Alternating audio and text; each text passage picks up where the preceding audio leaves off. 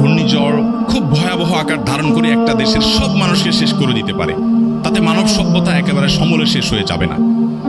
কিন্তু কোন সমাজে যদি ব্যভিচার এবং এই ব্যভিচার সংশ্লিষ্ট অপরাধগুলো ব্যাপক আকার ধারণ করে, তাহলে মানব সভ্যতা বিলুপ্তির দিকে চলে যাবে। কিভাবে বিলুপ্তির দিকে চলে যাবে? আপনি চায়নার দিকে তাকালে টের পাবেন।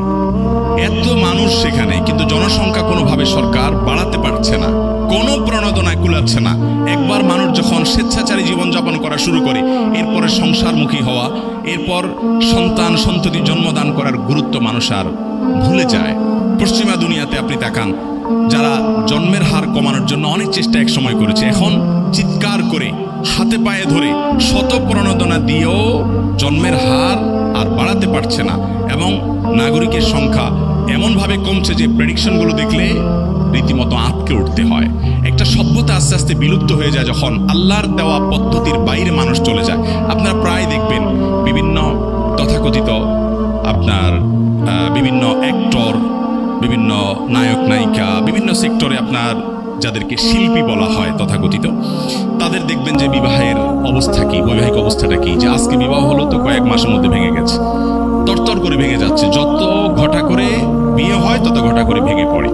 যারা আপনাদেরকে, বিশেষ করে যারা এখানে কলেজ ইউনিভার্সিটি ভাইরা আছেন, আমি তাদেরকে বলছি যে আপনাদেরকে, আমাদের দেশের সাধারণ মানুষকে যারা ভালোবাসা এবং প্রেমের ট্রেনিং দেয়, প্রশিক্ষণ দেয়, অর্থাৎ ভালোবাসা শিক্ষক বলতে পারেন, শিক্ষকদের যদি এই দুরবস্থা হয়, তারপরে ছাত্রদের দুরবস্থা কোথায় গিয়ে দাঁড়াবে আপনি চিন্তা করেন।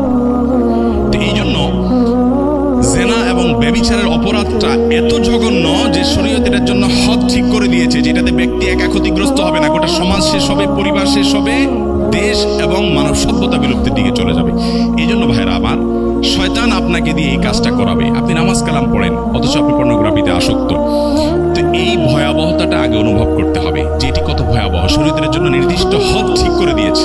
এটা থেকে বাঁচার জন্য আমি সংক্ষেপে শুধু কারণগুলো বলে ফেলছি। নাম্বার এক নম্বর কারণ, উপায় হলো যে আপনার একটা অপারেশন চালাতে হবে নিজের বিরুদ্ধে। প্রত্যেকটা মুমিনের ইমানের জাগরণ হয় কিছু কিছু সময়। ইদা হাব্বাত রুহুল ঈমান ও রিহুল ঈমান, যখন ইমানের হাওয়া বাতাস ভেতরে বইবে, আপনি অনুভব করবেন, আপনি তখন সিদ্ধান্ত নিতে হবে, একটু কঠিন সিদ্ধান্ত, যে আমার মোবাইলটাকে আমি ফরম্যাট দিয়ে দিব, আমি বাটন ফোনে চলে যাব মাত্র 3 মাসের জন্য। এই প্রেসক্রিপশনটা আমি দিচ্ছি, মাত্র 3 মাসের জন্য আপনি বাটন ফোনে চলে যান। আপনি কোনো স্মার্টফোন রেখেন না হাতে। একটা লম্বা সময় যদি আপনি এভাবে অভ্যস্ত হন, ইনশাআল্লাহ আমি দায়িত্ব নিয়ে বলতে পারি আপনার বদভ্যাসটা দূর হয়ে যাবে ইনশাআল্লাহ। আমার অনেক তরুণ বন্ধুরা আছে যারা মনে করে, না আমি বোধহয়, অনেকে আছেন মাস্টারবেশনে অভ্যস্ত হয়ে গেছেন, অনেকে আছেন যে পর্নোগ্রাফি দেখে অভ্যস্ত হয়ে গেছেন, বাঁচেন না এটা ছাড়া। তিনি মনে করেন যে আমি এটা ছাড়া টিকতে পারবো না। আপনি এটার উপকরণের পথটা একেবারে শেষ করে দেন, যে আমি এই ফোন আর ইউজই করবো না। কিছুদিনের জন্য আমি সোশ্যাল মিডিয়া টিডিয়া সবগুলো থেকে সরে যাওয়ার জন্য আমি ফোন সেট চেঞ্জ করে একটা বাটনওয়ালা ফোন আমি ইউজ করবো।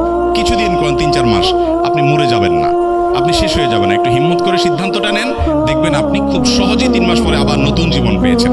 নাম্বার 1। নাম্বার 2, জিনা এমন একটা অপরাধ, আল্লাহ তাআলা কোরআনে কারিমে লা তাজনুর জায়গায় বলেছেন লা তাকরাবুজ জিনা, তোমরা জিনার কাছে যেও না। কারণ আল্লাহ জানেন যে জিনা এমন একটা পাপ, অপরাধ, যেটার কাছে গেলে আর কেউ ফিরে আসতে পারে না, খুব ডেঞ্জারাস একটা জায়গা। এই জন্য কাছাকাছি যাওয়া থেকে বেঁচে থাকতে হবে।